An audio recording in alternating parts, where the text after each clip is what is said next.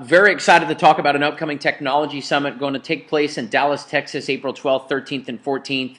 We've got an incredible technology to roll out in mobile apps and gamification. What we want to talk about over the next 15, 18, 20 minutes is really what it would be like if we could build a community where for the very first time there was true transparency in business, in social networking, in apps, and in network marketing. What I'm talking about is the ability to really gauge the magnitude of our social graph and our social network.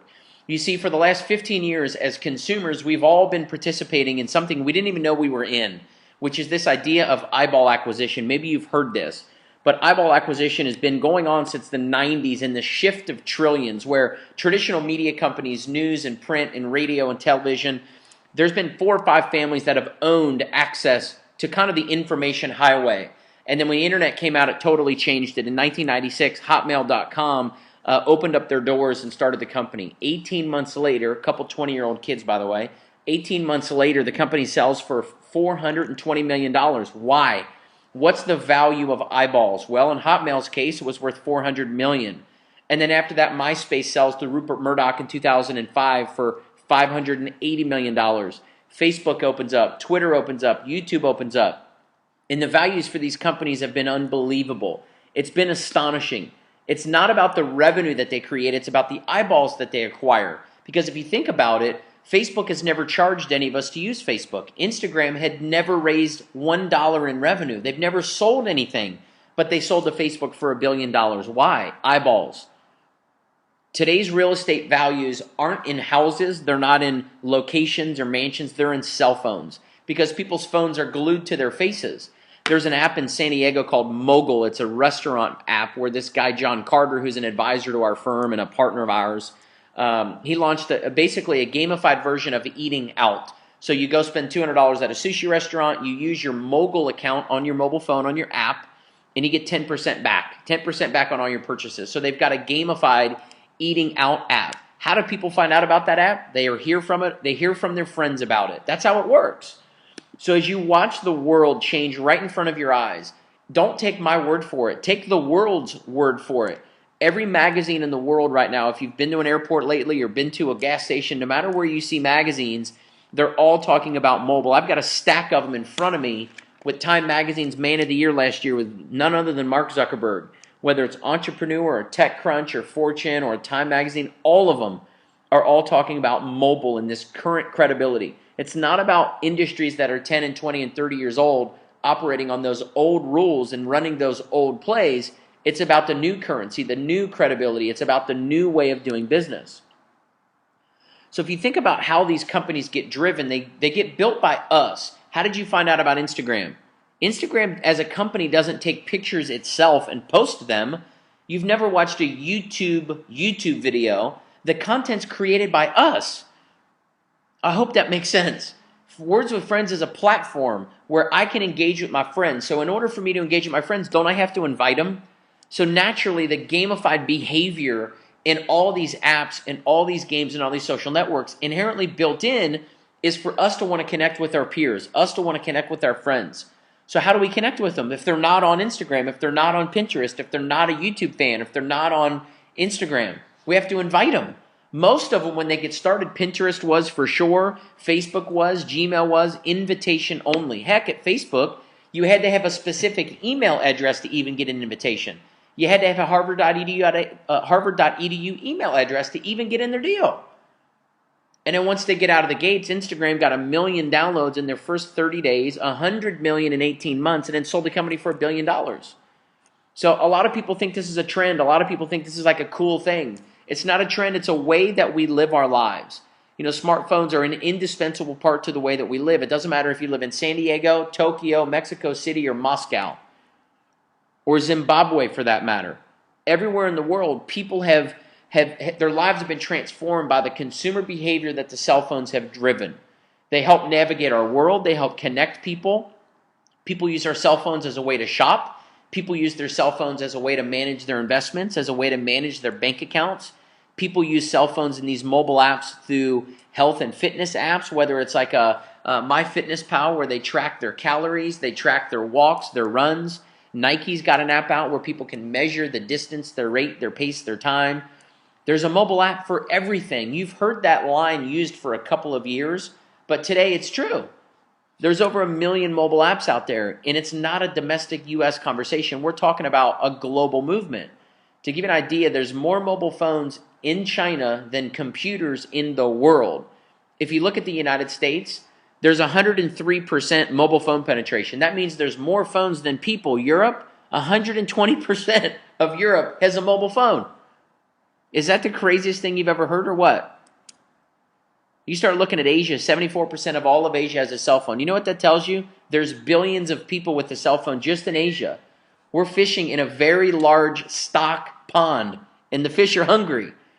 And one of the unique things about this movement or this story is it's so funny that venture capital dollars are just pouring into this space where every time you turn around, there's another company going public for $100 million or another company being purchased for $250 million or another mobile app that just launched 4 months later, they got 30 million downloads.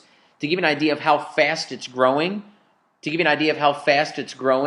Angry Birds' last app got 50 million downloads in 35 days. 35 days, 50 million downloads. The audience build in this conversation is so freaking big, it's like nothing we've ever seen before. And the reason is because there's an app for everything. Today's value is in the eyeballs. And if you think about it, grab your cell phone right now. I actually have a white iPhone 4S. It's the same phone that's on the screen right now. And half the apps that are on the screen, I have in my phone. I've got an Angry Birds app. I have Voxer on my phone. I have Pinterest. I have Gas Buddy because I never want to pay too much for gas. Gas Buddy tells me where to get the cheapest gas.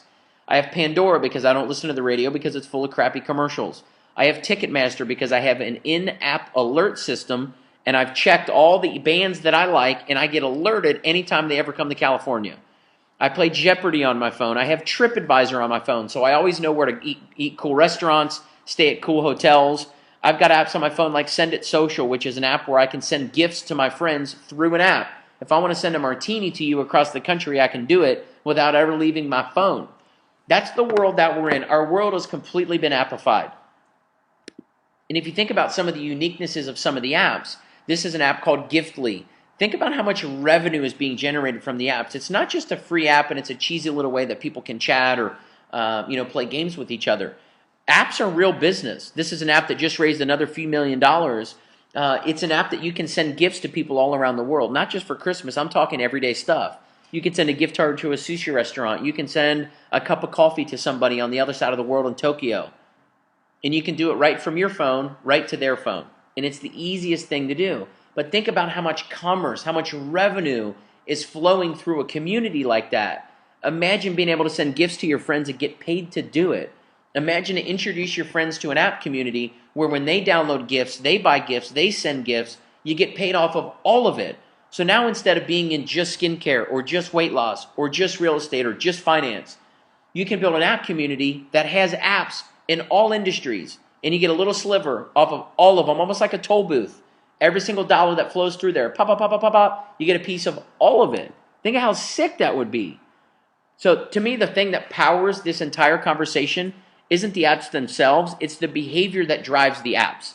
People always say compensation drives behavior, but what behavior does that compensation plan drive? Think about games. How in the world does Farmville get $3 million in revenue every single day?